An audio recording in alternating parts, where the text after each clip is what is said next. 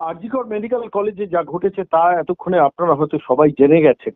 গতকাল রাত্রিবেলা 12:30 থেকে যে তাণ্ডব লীলা তৃণমূল কংগ্রেসের লুম্পেন বাহিনীকে হসপিটাল চত্বরের মধ্যে ঢুকিয়ে দিয়ে যেভাবে আক্রমণ করা হলো, স্বাভাবিকভাবে প্রশ্ন উঠছে যে এর আলটিমেট আফটার এফেক্টটা কি হবে। এবং আমার নিজের ধারণা যে আলটিমেটলি ডাক্তার ফ্র্যাটার্নিটির পাশে সাধারণ মানুষ বেশি করে দাঁড়িয়ে যাবে। যদিও তৃণমূল কংগ্রেস চেষ্টা করবে যে সাধারণ মানুষকে খ্যাপানো, ডাক্তাররা সেবা দিচ্ছেন না, পরিষেবা দিচ্ছেন না, আপনাদের বিরুদ্ধে ডাক্তাররা কাজ করছেন, কিন্তু ডাক্তারদের পাশে কিন্তু সাধারণ মানুষ দাঁড়িয়ে যাবেন। যে রাত দখলের যে আন্দোলনটা মহিলারা সারা পশ্চিমবঙ্গে করলেন, তাতে পুরুষরাও সামিল হয়েছেন।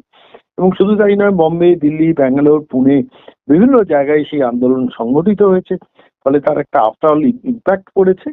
এবং যেভাবে ভ্যান্ডালিজম করা হলো আরজিকর হসপিটালে, তৃণমূলের ওই কাশীপুর বেলগাছিয়ার মাফরান বাহিনীকে ঢুকিয়ে মমতা অভিষেকের প্রাইভেট লিমিটেড কোম্পানি করলো, স্বাভাবিকভাবে এর এফেক্ট কিন্তু সুদূর প্রসারী হবে, এটা আমার নিজের ধারণা।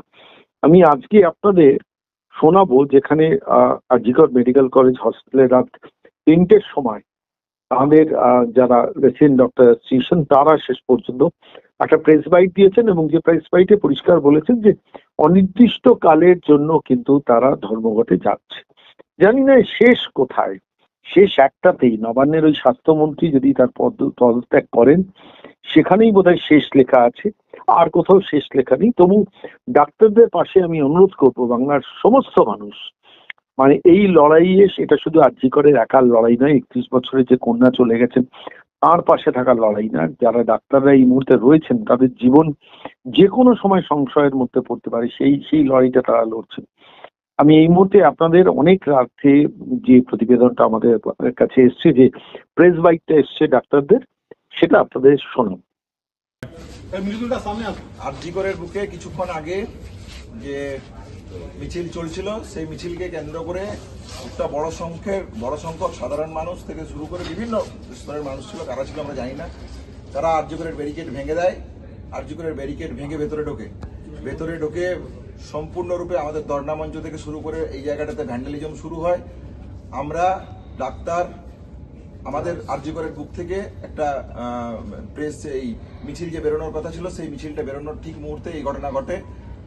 আমরা টোটালি ভীত এবং সন্ত্রস্ত। আমাদের যে অবস্থান মঞ্চ ছিল, সেই অবস্থান মঞ্চের একটা ভ্যান্ডালিজম হয়, তার আশেপাশে এমার্জেন্সির মধ্যে ভ্যান্ডালিজম হয়। আমরা মনে করি পরিষ্কারভাবে পুলিশ দাঁড়িয়ে পরিষ্কার দেখলো এই ঘটনা, কোনো রকমের কোনো হস্তক্ষেপ করলো না। আমরা পরিষ্কার মনে করি পুলিশ প্রশাসনের এটা পরিষ্কার ব্যর্থতা, প্রশাসনের ব্যর্থতা, সরকারের ব্যর্থতা। আমরা সাধারণ মানুষের কাছে অ্যাপিল করছি যে এই ঘটনার সংবেদনশীলতাকে মাথায় রাখবেন, সংবেদনশীলতাকে মাথায় রেখে আপনারা আন্দোলনে আমাদের পাশে থাকুন। আমরা এরপরেও বলতে চাই, আমরা আন্দোলন বন্ধ করছি না, আন্দোলন যেভাবে চলছে সেভাবেই চলবে। আপনারা শান্ত থাকুন, যেভাবে শান্তিপূর্ণ পদ্ধতিতে আমরা এই আন্দোলন চালিয়ে যাচ্ছিলাম সেইভাবেই আপনারা আমাদের পাশে থাকান, সলিডারিটি রাখুন।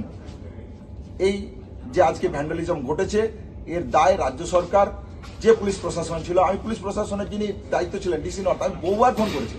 আমাদের পক্ষ থেকে যারা রিপ্রেজেন্টেটিভ ছিল, যাদের সাথে নিয়মিত কথা হতো না, তার সাথে আমাদের প্রতিদিন যোগাযোগ হয়েছে, তাদের সাথে কম করে 10-12 বার 15 বার ফোনে কথা হয়েছে, কিন্তু তারা কেউ কোনো রকমের কোনো রেসপন্স নেয় না, ফোন ধরেনি, রেসপন্স নেয়নি। তাই আমরা মনে করি এই পরিষ্কার পুলিশ প্রশাসনের ব্যর্থতায় এবং চক্রান্তের মাধ্যমে এই ভ্যান্ডালিজম ঘটানো হয়েছে। তারপরেও আমরা আমাদের আন্দোলন কন্টিনিউ রাখছি। পরবর্তী কর্মসূচি আমাদের অতি দ্রুততার সাথে আমরা জানাবো। আরেকটা কথা বলতে চাই যে আমরা আরজিকরের ডাক্তারি ছাত্র, নার্সিং স্টুডেন্টসের পক্ষ থেকে সাধারণ জনগণের কাছে অ্যাপিল করছি, আবেদন করছি, আপনারা আমাদের আন্দোলনের পাশে এসে দাঁড়ান এবং যারা তাদের নিজস্ব হীন স্বার্থে এই আন্দোলনকে বন্ধ করার জন্য, আন্দোলনকে ভাঙার জন্য আজকে এই হামলা চালালো, তাদেরকে রুখে দিন।